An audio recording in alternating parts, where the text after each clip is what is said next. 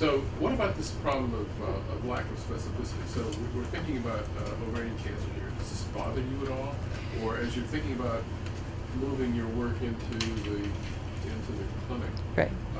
Is it a sort of a feeling that there's a general approach to looking for mutations in P53 that would get us more than just ovarian cancer? But address that question for us. Of lack of specificity. So, I mean, P53 is a general tumor suppressor, and a lot of tumors alter P53 via mutations or via other mechanisms of inactivating. So I think, personally, I think every tumor has inactivated the P53 pathway by some mechanism. We have data that suggests that just taking down the levels, by 50%, by 40% is a risk factor. So the specificity question doesn't bother me too much. I mean, I think if we can target, if we can understand in these ovarian cancers what is driving the stability of that mutant P53, I think we would have made a big step. So just to make sure I understand you correctly, you're saying that the mutant P53 by itself will not increase metastases, but when you stabilize that gain of function mutation by some mechanism, and the ovarian cancer is not clear, right? Yes, correct. Then you get metastases, and then your model, which suggests that with the mutation and LOH, which ovarian tumors have, right? Huge LOH on chromosome 17, right? So with that, you get apoptosis, and we see instead of senescence, right? And we see a complete response clinically, but then almost everyone develops recurrence and resistant disease. So somehow you're getting apoptosis, but obviously not complete cell death. There's some population that somehow is escaping apoptosis and developing some mechanism of resistance in light of P53 mutation. Right, right. So what those mechanisms are, I don't know. So, but yeah, I mean, it's clear that mutant P53 is stable in ovarian cancer. It's clear that you've lost the other allele. It's clear that it's a very aggressive tumor. And it metastasizes quite early. So right, right, right.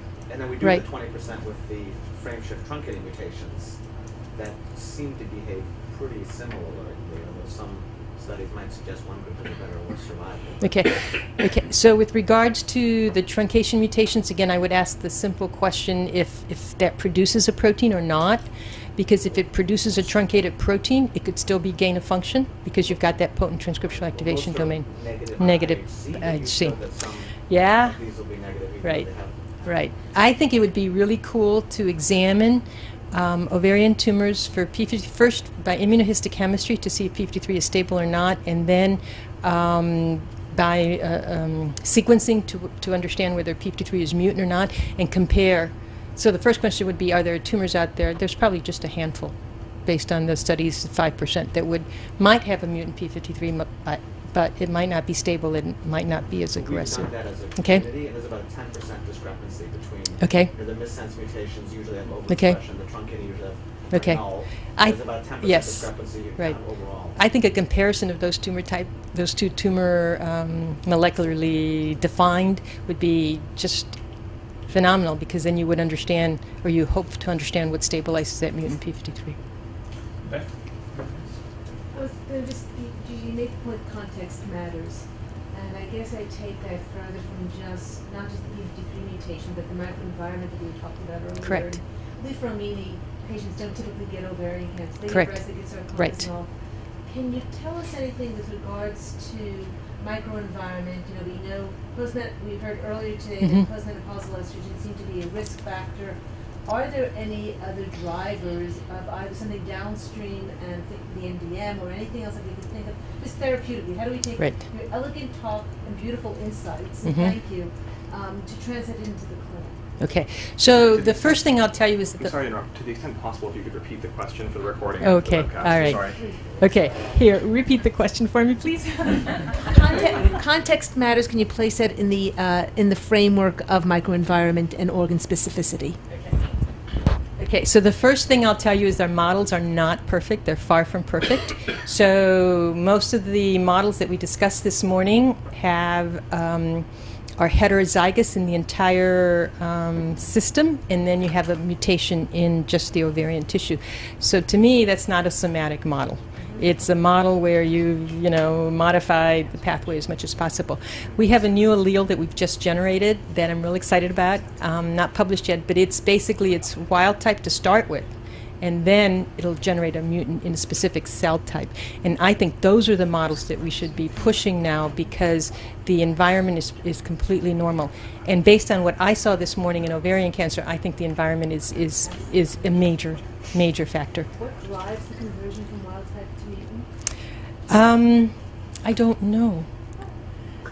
I mean, I think there's some stress on the cell. Okay, so normally if the cell senses some damage, it's going to activate wild-type p53, okay? And that cell, in order to become a cancer cell, has to mutate p53, and ovarian cells seem to be able to do it really well. So I'm curious about this protein stabilization phenomenon, especially when it comes to those signature lesions that we were talking about this morning. You speculate on kind of what you think is going on that actually allows little patches of 12 cells to stabilize protein. I mean, we were talking earlier that some of it we think may be physiological, but at some point you acquire a mutation. Right. But then I just heard it's not enough to just get the mutation, you have to get the mutation and stabilize. Correct. And it's just fascinating that it could be such a small little pocket of cells doing that. Right. So one of the things that we've done in our animal model is looked at MYC, looked at RAS in combination with the missense mutation to see if those activated, those stabilize the p53 protein, and they do, but they do it, just at a little bit. The other thing that is in vivo an important stabilizer of p53 is reactive oxygen species. So if we treat these mice with ionizing radiation, and then we use NAC, N-acetylcysteine, to remove the reactive oxygen species, you down-modulate the stability of that mutant protein. What else have we tried? Doxorubicin stabilizes mutant p53. The other point that I want to make is that in our system, what we tried to do is to put these cells in culture and ask if in tissue culture we could try to identify all of the parameters that stabilize the mutant p53. The problem, tissue culture is a stress in and of itself, and everything stabilizes the mutant p53. So that's what we know about what stabilizes p53. Just please remember that the floor is open now for the panel. I think Dr. Yes. Herman Come on over. I'll share the microphone with you. Probably answer some questions that Melinda might have gotten, because we just wrote some stuff. So. Okay. I think, Mary, you had a question? Let's see which. Yes. Come on over. Get closer. The microphone doesn't. Over here. Oh, over okay. here. Okay. They're sort of related, but one question is for Dr. Ho. And the question relates to the health-related quality of life. And at one point, the mention that paper and electronic questionnaires may be, passé, and that patients may not need them anymore, this sort of activity, and the mention of smart devices.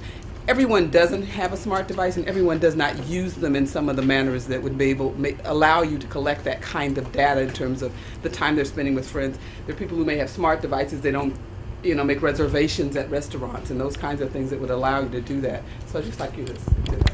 Yeah, I think that's these are challenges we need to solve. And in clinical trials, certainly, if you need to, we can happy to provide these smart devices to patients enroll in the trial and trying to track them. I think the main challenge is going to be the patient privacies and also how to analyze the mountains of data you may collect and what do they mean. So those to me are the actually bigger challenge than just give out a smart device. The smart device is pretty. They may have a smart device during the trial. But if you're trying to measure what they actually do and they don't normally have them, how is that affect? Do you understand? Yeah, so nice thing about these smart devices is that you actually measure them passively. So I think you will get better quality data that way, rather than we actually did the study in pain area where it turned out people actually fill out these pain questionnaire at the parking lot right before they see the physicians, and that's known in the field. So when you do clinical trials, actually the data we collect is not that good. It's not real time. Tony, part of the reason that I think the committee had also wanted your presence was because we did want pharmaceutical representation here as well. So one of the questions, and then I know there are some other questions too, is that you know, as we move forward and rational combinations are identified, at times there can be some challenges in combining a drug from a given company versus another, you know, drugs from two different companies. And I was wondering if you could comment on that in terms of opportunities for how that could be done more successfully moving forward. And the second is if you could address a little bit about the role of phase 0 studies in early drug development, especially in the context of ovarian cancer. Yeah, sure, certainly. Actually, I think the thing is changing. We actually, AstraZeneca is actually collaborating with many pharmaceutical companies. We have collaboration. For example, the MEDI4736 is the anti-PD-L1 antibody, and we're working with Pharmacyclate to do combination therapy. So it's not only just limited to our own portfolio, but also we want to combine with many different things. So I think that attitude of just looking at your own portfolio is changing. It does take time, but it's very exciting. You know, definitely we need combinations. And your question about phase 0. Actually, personally, I don't believe in phase 0. I actually believe in go early. I do think, for example, if the way we usually test drug is we take the most heavily treated patients and trying to test them with a drugs. But you have seen is that when you take that heavily treated patient, the tumor is heterogeneous already. And if you want to test a target therapy, you're treating maybe 1% or 2% of that tumor. And so the data you get that is not that important. But then the challenge is, would you have the audacity to go early? And because in BRCA mutation, for example, we actually know that almost as soon as you lost your T53 mutation, you lose the loss of homozygosity occur, LOH occur with BRCA. BRCA is at the same frequency TP53. So, and that's why BRCA patients, you look at it, the response rate is very, very high in the early phase. But we actually have to start in sort of fourth line in our indication. We have to start pretty advanced patients. Of course, it turned out PARP inhibitor was able to still demonstrate efficacy even in a very late line patients. But we could have missed that. If you have other mechanism that is not as active, you could have easily missed it. So this is an issue that we need to address somehow. How can we go early? How can we combine early? And the rule is still pretty high. You have to demonstrate contribution component. It's very expensive too. Yeah. So just to piggyback on the question by Beth, and maybe this question goes to the two of you. So given the complexity of P53 mutations, and it seems to be the major driver, and there's a wide spectrum of mutations that you can have, and you have shown very well that context is important. How do we prioritize how to target this P53 pathway? Can you give us some thoughts on that? I mean, because you're not going to target everybody the same way. That's what I'm getting from your presentation. Yeah, I was very interested. Can you make sure you repeat the question? Sorry. How do we target the TP50? The mutations are all over the place. Yeah. They lead to different effects and functionally and interaction with other proteins. Prioritize which tumor. So how are you going to set this up in the clinical? So actually that's a very, very good question. I've been thinking about this quite a bit because I sort of went from a DDR pathway where a lot of TP53 mutation occur, and then naturally I was telling some of the people I was listening to a talk and was looking at that frequency. I think that was shown by I forgot who showed that this morning, the frequency of mutation. Then I started pinning the database, and turned out one of the reasons BRCA1 and BRCA2 get hit pretty early in TP53 mutation is that they're big genes. And the reason RAF51 doesn't get hit is that they're tiny little gene. And this relationship of size actually is more obvious in somatic mutation, as you can see, because in the germline you still have to have the inheritance, and that kind of sort of dilute the relationship a little bit. So that being said, it's also very interesting that I think some of your work on neoantigens and mutation low is also related to immunotherapy, because immunotherapy basically is trying to get these neoantigens. So to me, there seems to be a linkage of TP53 mutation, generation of neoantigen, T cell recognitions, and also DDR pathway sensitivity. Especially this morning's talk, you can see the gamma HTX is elevated in these TP53. These sort of seems like a puzzle to me that is getting befitted, and certainly, personally, I'm actually kind of love these it's interesting. These pathways actually occur orthogonally, and you can combine them without sort of added toxicity. So targeting these TP53-driven tumor in lungs, in ovary is very interesting to us, and in fact, that's what we're doing at AstraZeneca, basically. So with regard to P53 itself, there's two kinds of common missense mutations. One is a mutation that disrupts an arginine that is crucial for DNA binding. And then the other is an arginine that is crucial for the structure of the DNA binding domain. So those are two categories of mutants that I think you can separate out and try to figure out. But the other thing that I want to point out is most of the regulation of P53 occurs at the amino and the carboxy terminus. MDM2 binds the amino terminus. The carboxy terminus forms a tetramer. And those regions are intact in the mutant P53. And so I think if you can target those domains, you might be able to target mutant P53. The problem is those domains are also present in wild-type P53. And so I think it's like any drug in the clinic. You're going to target specifically the cell that you're interested in, but you're going to have maybe some off-target effects that will be, once you take them off the drug, that maybe the normal cells will come back to normal.